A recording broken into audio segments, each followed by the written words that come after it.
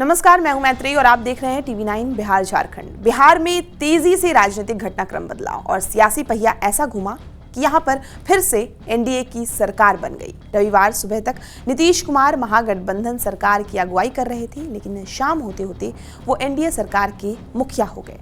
लोकसभा चुनाव से पहले इसे बड़ा बदलाव माना जा रहा है, लेकिन केंद्रीय मंत्री शांतनु ठाकुर ने दावा किया कि सीएए एक हफ्ते के भीतर लागू कर दिया जाएगा। बीजेपी कह रही है कि अभी कोई तैयारी ही नहीं है। ऐसे में क्या नीतीश को एनडीए में फिर से एंट्री के बाद ये संभव हो पाएगा? नागरिक संशोधन कानून को लेकर मुख्यमंत्री नीतीश कुमार उत्साहित नहीं रहे हैं।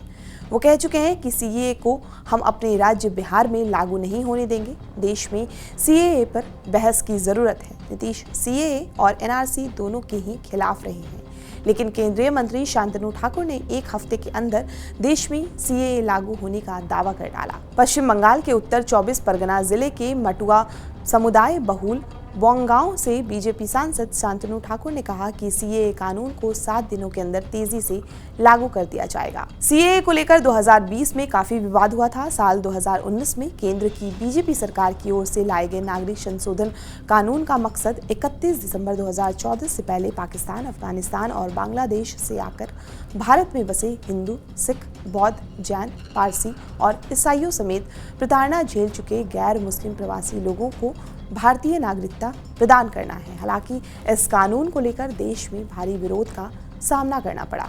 ये दावा ऐसे समय किया गया जब महीने की शुरुआत में खबर आई कि चुनाव के ऐलान से काफी पहले इस कानून के नियम अधिसूचित कर दिए जाएंगे।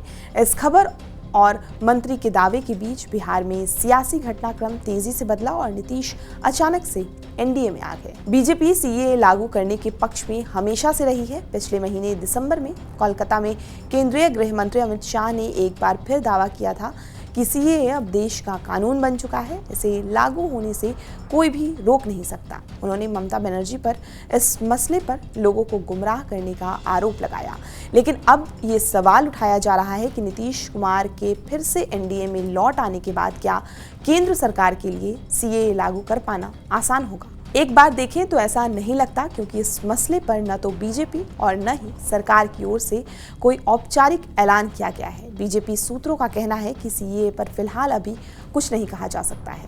नीतीश कुमार भले ही काफी लंबे समय तक एनडीए का हिस्सा रहे हों, लेकिन कई मसलों पर उनकी राय बीजेपी से अलग रही है।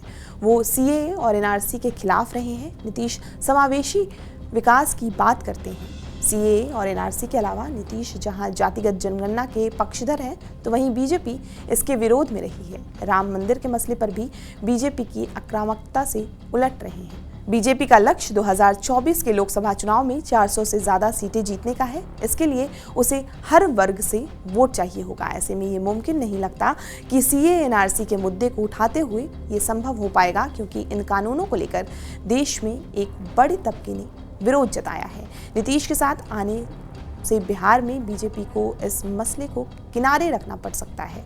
बीजेपी का कई दलों के साथ गठबंधन है और हर राज्यों की अपनी अलग अलग राजनीतिक परिस्थितियां होती है। ऐसे में 400 का लक्ष्य रखने वाली बीजेपी को फिलहाल चुनाव तक इस योजना को दरवाजे के पीछे रखना होगा।